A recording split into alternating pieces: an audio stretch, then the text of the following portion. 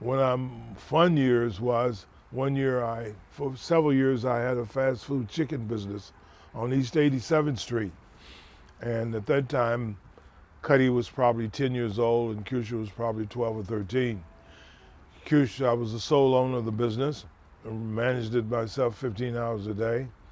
During the summer, when Cuttie and Cusha would visit me, Cusha would be the cashier and Cuttie would be the kitchen helper. Cuttie never enjoyed cutting fish and cleaning up and breading fish and chicken. He wanted to be a cash register person also, but we only had one cash register. And with Cusha being the tallest and the oldest, she always got to be that he never agreed to those positions. But those were fun days. They got the time I was teaching college and running a fast food business on the side, and they got to see what business was like, how Daddy made his money, and how hard he worked. One morning, Cuttie took a walk to go down the street on 87th Street to get him a McDonald's burger, and three kids robbed him of his money. And he came back very upset with tears in his eyes. And that was my first opportunity to show him how bad his daddy was. I picked up a gun and put it in my pocket. We got in my car and we rode around until we found the three guys. I pinned them up against the wall, made them give every penny back, gave them a lecture, told them to take a good look at Cuttie, and if they ever robbed him again, something real bad was going to happen to him. He told that story many, many, many times, and it impressed him that his daddy was as bad as he was, and the length he would go to defend him and back him up. The summers were great for us. I had then remarried to Barbara Blackwell Bacon. She was an excellent stepmother. She worked very hard, so many times during those days we had a nanny and a part-time cook that took her place when she wasn't available. So living with me was fun.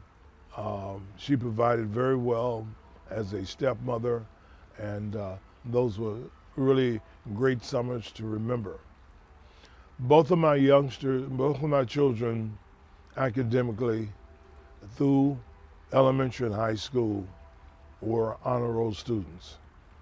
On Cusha being close to academic genius, finished high school at 16 and a half.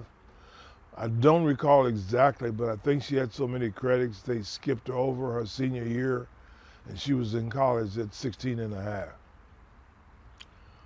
Because I was a Kentucky State graduate, her mother finished Kentucky State, and many of her relatives on her mother's side had finished Kentucky State, including their grandmother, great-grandmother, and great-great-grandmother all finished Kentucky State. We made it clear to them there was no school we wanted them to attend an undergraduate school but Kentucky State. Cusha went as a pre-medical student. Freshman and sophomore year, made an A in every course she had. Tested out and was encouraged by her professor, head of her department, to pursue a doctorate in veterinary medicine at 18 and a half years old. And she would get her bachelor's and her doctorate in veterinary medicine together in 4 years at Tuskegee Institute in Alabama. She was accepted, enrolled, went for about a year, and decided she did not want to be a veterinarian. She disenrolled and went back to Georgia State and got a bachelor's degree, and then went to medical school. She was accepted, I think, to 3 different medical schools, attended University of Illinois for a year and a half, and decided she did not want to be a medical doctor, and dropped it. And then she was accepted at the University of Louisville Medical School. She attended a year and a half or so, and decided, I really don't want to be a medical doctor.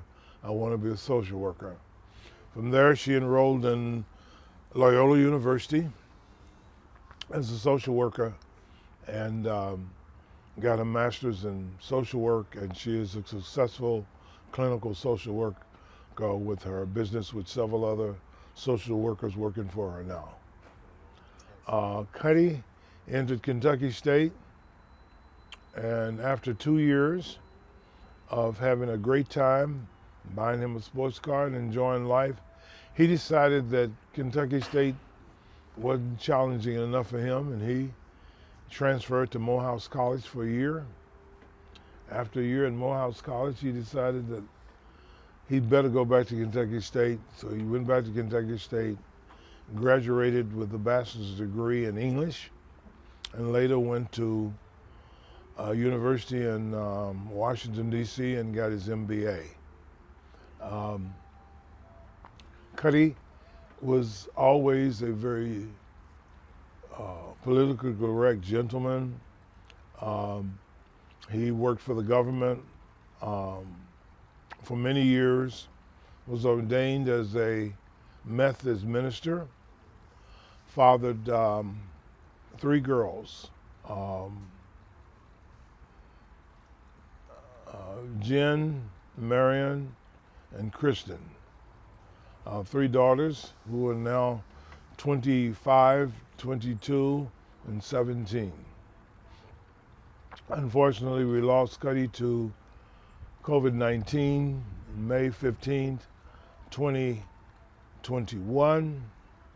One of the saddest days of my life, but he lived a good life. He left 3 beautiful daughters and a wife, and was an absolutely remarkable son.